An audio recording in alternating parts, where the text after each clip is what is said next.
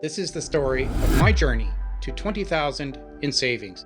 How I did it, my struggles, things that helped me, things that didn't, and things that I noticed about myself that will maybe help you if you're struggling to save, if you're trying to save up for a house, or just increase your savings in general.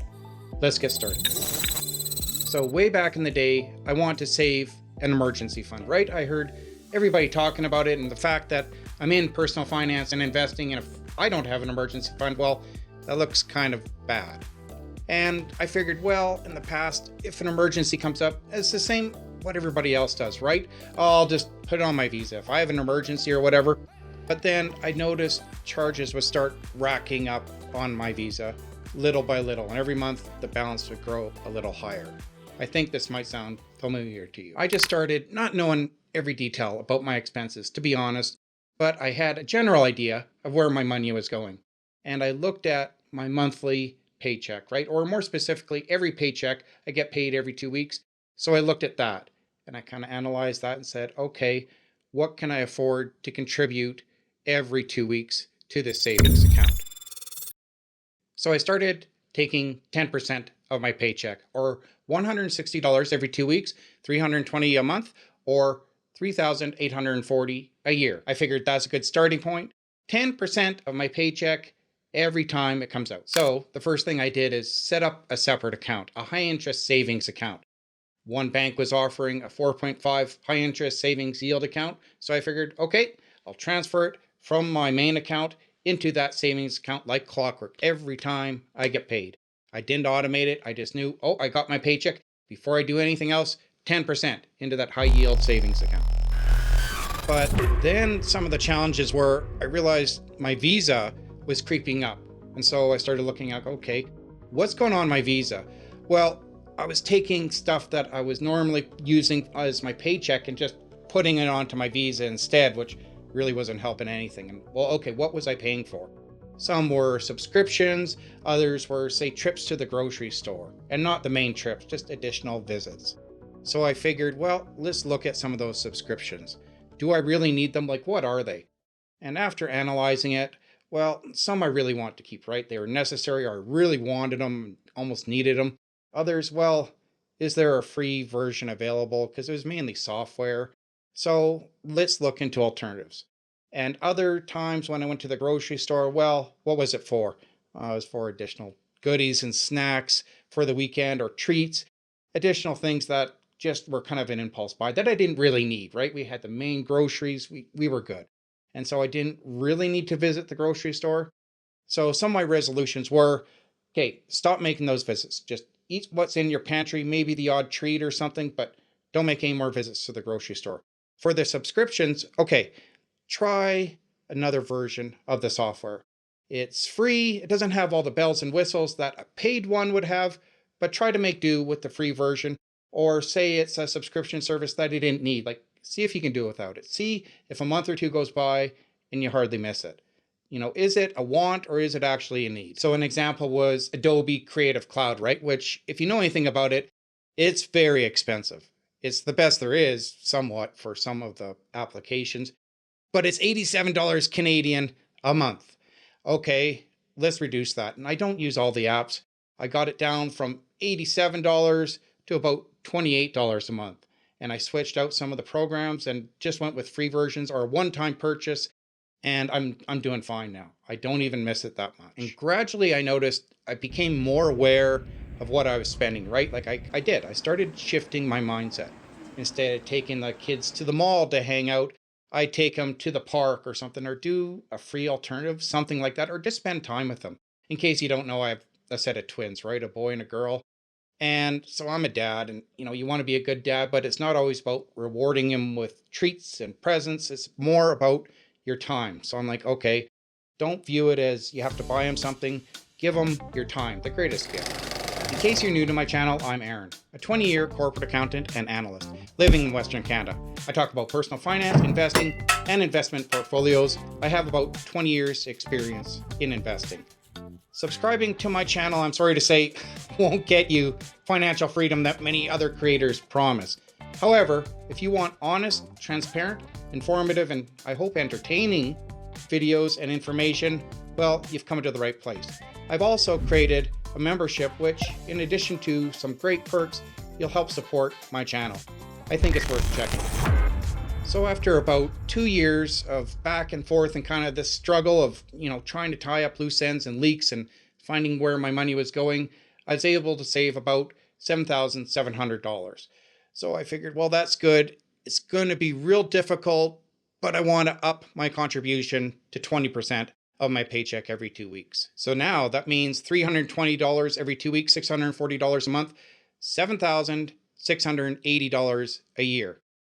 Oh, that's a challenge, but I can do it if I really, really focus and cut back. As I'm sure many people how would you do that? In this day and age, living in Canada with the cost of living, that's hard for, I'd say, 70 to 80% of people to put aside 20% of their paycheck. You really, really have to focus on your numbers. But I was determined. I think I can do this. So I had another $12,300 to go. So I want to pay and get that in there saved as quick as I could. I'd love to tell you I had all these spreadsheets and I took home receipts and I itemized it, tracked it, recorded it. I didn't do any of that, to be honest. No, I didn't. I didn't carry receipts, but I was very mindful of what I was buying, and I have a great memory. So I'm like, no, I don't need this. Put it back. If this is really necessary, I'll buy it. I told my wife, but I really want to hold off. And it's like when you're trying to lose weight, right? If you've ever tried that and you're trying to lose fat and build muscle, and you all of a sudden, well, that chocolate bar, well, what will this set me back? And you're more mindful in your head. So when you go to the grocery store, yes, we need this. Yes, no, no, no. And you really track.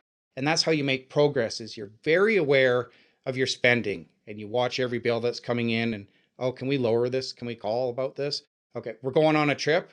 Is it a very necessary trip? Okay, can we take packed lunches? All of that. And it was a struggle. It's a challenge. Plus, in all honesty, I get lazy. I'm not going to file and itemize every receipt. Maybe I will for the first week, and then, you don't want to do it. You just forget about it and you put it off. I'm not even going to try. So like I said, I have a set of twins and childcare and all that. The expenses that come with having children, those quickly add up. But then again, you'll get additional wants right from the kids pulling it. Can I get that? I got really good at saying no. And also, I don't eat out in a lot of fast food places. I just never have, but I really cut down on it. It used to be, I think, maybe once a week, not even. Now it's rarely once a month, and so I didn't have that. Also, my car's paid for. It's 12, 13 years old. If you've ever seen videos of it, it's an old clunker, but I keep driving it. But that's why I wanted this emergency fund in part, right? Because it's 12, 13 years old. It's going to start breaking down. And so I'll have that emergency fund for car repairs, because I'm not going to go out and buy a new car, right? Everybody knows cars are overpriced. So it's all that. So I don't have those additional expenses. But then again, we have a house, we have kids, I have everything else that everybody else has, all those daily expenses that are reoccurring. Okay. So after 1 year of really struggling, I was able to save $7,680. Fights with the wife, why we're not going on this trip, why I'm not buying this. I know we need a new table or whatever. I saved up the money. Then in the final 5 months, I was able to save up the final $4,620. Hooray! And so I was very proud of myself. I had made it, right? It was a challenge the whole way. So I saved $20K, $20,000. Did it change me as a person? Was I new and, completely? No, not really. I'm still the same Aaron. I don't feel any different.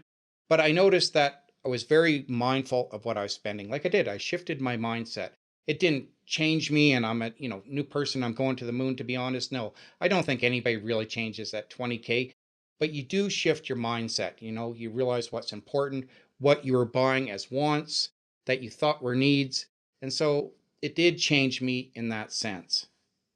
I slept better. I wasn't worried about money. You have the toss and turns and what if this breaks? God, my visa was creeping up. I don't know if I can afford to pay for that. Well, now I can, or if you lose your job, whatever, I have that account. So my next step was to pay down any remaining debt other than a mortgage, right? Or maybe a outstanding big car loan.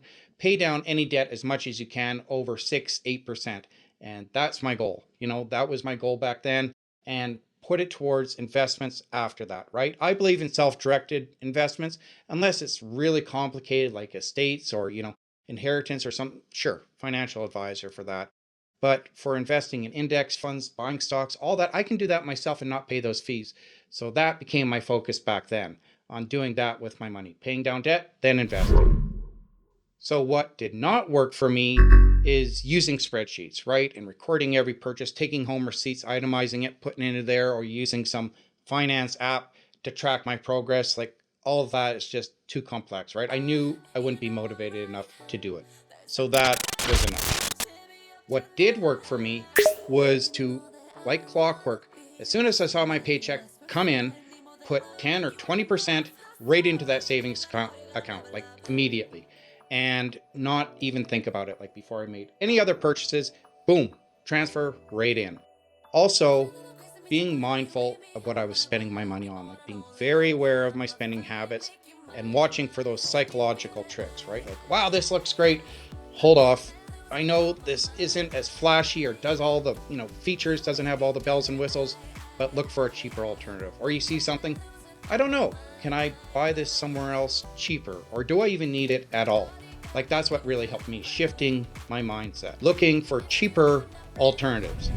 One great final tip I'll give you is, you remember that savings account that the bank was offering 4.5%?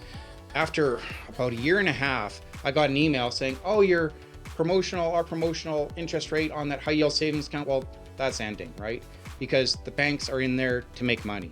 So they figure, oh, many people aren't going to go through the hassle of transferring it out. So they're going to drop that rate after a year and a half. So you want to be very mindful of that, because you'll think, oh, I'm earning 4.5%. Yeah, not anymore. After a year and a half, you're only earning 2%. So make that change and be sure to look at your statements and say, okay, what am I making now? Can I renegotiate? Or I'll just transfer it to another high yield savings account because I'm not falling for the bank's bait and switch tactics. So if you're interested in more videos about personal finance and investing and want honest, genuine, transparent advice from a 20-year corporate accountant and analyst, check out 2 of these other great videos here.